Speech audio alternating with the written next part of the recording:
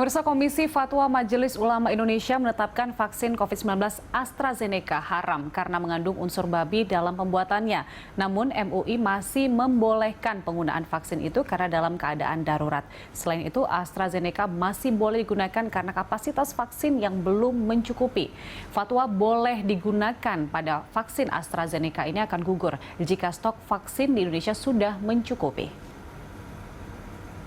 Fatwa terkait dengan produk AstraZeneca yang difatwakan adalah vaksin COVID-19 yang diproduksi oleh AstraZeneca di SK Bioscience Andong, Korea Selatan. Ketentuan hukumnya yang pertama, vaksin COVID produk AstraZeneca ini hukumnya haram karena dalam tahapan proses produksinya memanfaatkan tripsin yang berasal dari babi. Walau demikian, yang kedua, penggunaan vaksin COVID-19 produk AstraZeneca pada saat ini hukumnya dibolehkan dengan 5 alasan. Yang pertama, ada kondisi kebutuhan yang mendesak atau hajah syariah di dalam konteks fikih yang menduduki kedudukan darurat syar'i atau darurah syariah. Yang kedua atau B, ada keterangan dari ahli yang kompeten dan terpercaya tentang adanya bahaya atau risiko fatal jika tidak segera dilakukan vaksinasi COVID-19. Kemudian yang C, ketersediaan vaksin COVID-19 yang halal dan suci tidak mencukupi untuk pelaksanaan vaksinasi COVID-19 guna ikhtiar mewujudkan kekebalan kelompok atau herd immunity. Dan D, ada jaminan keamanan penggunaannya oleh pemerintah sesuai dengan penjelasan yang disampaikan pada saat rapat Komisi Fatwa.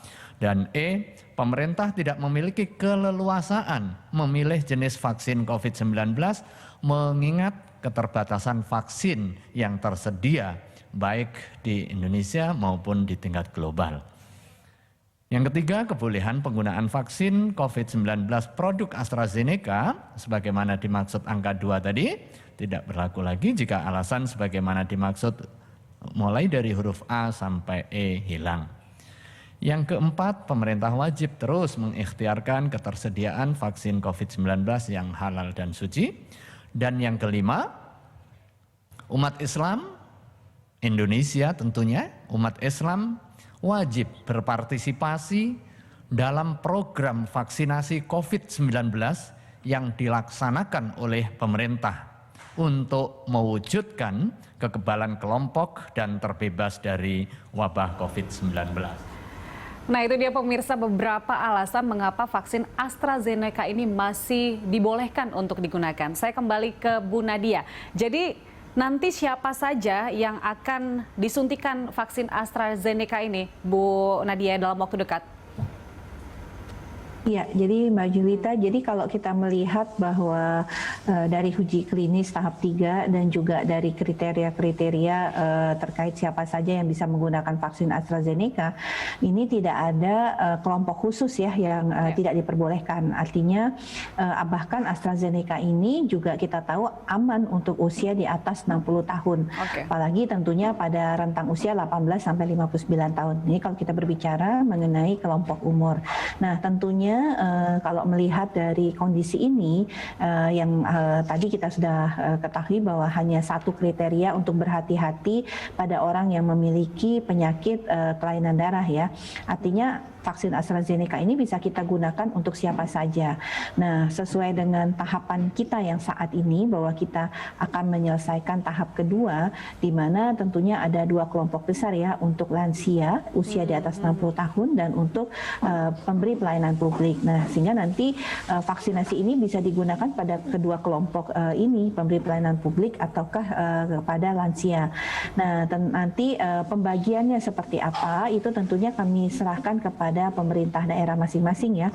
Karena nanti distribusi vaksin ini kan akan ke daerah dan nanti akan disesuaikan dengan prioritas dan tentunya yang mana dulu yang akan daerah selesaikan. Berarti masih dalam tahapan kedua lansia dan juga beberapa profesi ini ya Bu Nadia ya, seperti jurnalis dan pelayan publik dan sebagainya gitu ya? Ya, bahkan pekerja pariwisata kan kemarin kita tahu ya di Bali itu Gubernur Bali kan sangat ingin untuk segera pekerja wisata dilakukan vaksinasi ya karena ingin untuk kita bisa segera mengaktifkan pariwisata kembali ya terutama di Provinsi Bali ya. Nah, nanti mungkin ini sangat tergantung dengan pemerintah daerah. Artinya kalau nanti kemudian pemerintah daerah memfokuskan kepada pekerja wisata ya mungkin pekerja wisata karena 1,1 juta dosis ini kan tidak terlalu banyak Mbak Julita ya. Jadi kalau kita bagi saja ke 6-7 provinsi ya hanya 100.000 ya kurang lebih sasarannya. Padahal di daerah itu kan jauh lebih besar sehingga nanti kita akan lihat sesuai dengan kebutuhan daerah dan tadi mengingat bahwa masa edar atau masa simpannya sangat pendek ya kita akan mendorong daerah untuk yang paling segera mungkin untuk bisa menghabiskan vaksin ini. Baik, boleh nggak gini Bu Nadia?